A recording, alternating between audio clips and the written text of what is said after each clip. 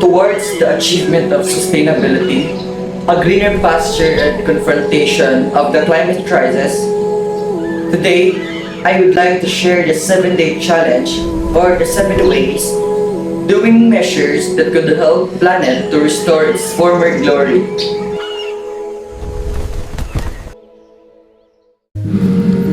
Our planet. Time to restore its former glory.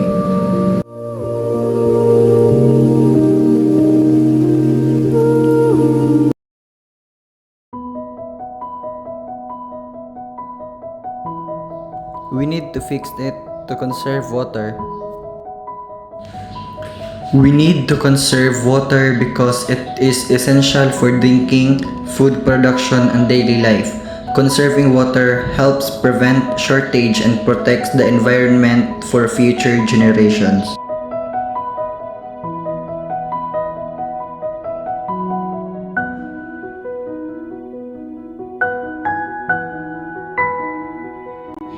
Energy conservation. We need to conserve electricity to protect planet Earth from pollution and climate change. Saving energy helps keep our planet clean, safe, and livable for future generations.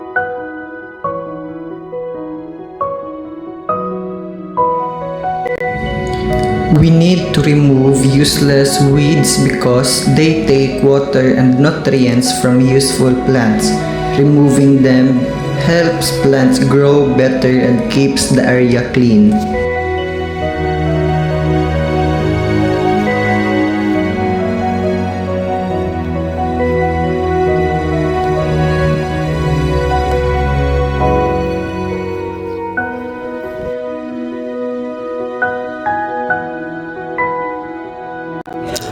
We need to plant more trees because they give us oxygen and clean the air. Trees also help protect the earth and make our surroundings cooler and healthier.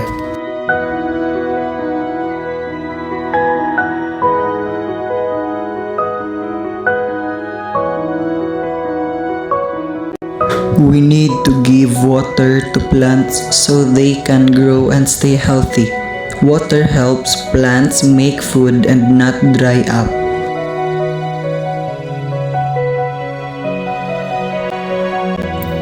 We need to keep our environment clean to stay healthy and avoid diseases.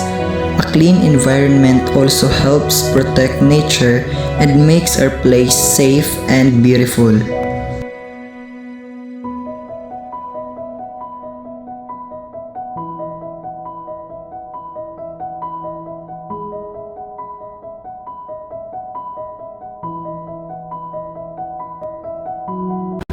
Do not always use your cell phone. Avoid using it all the time.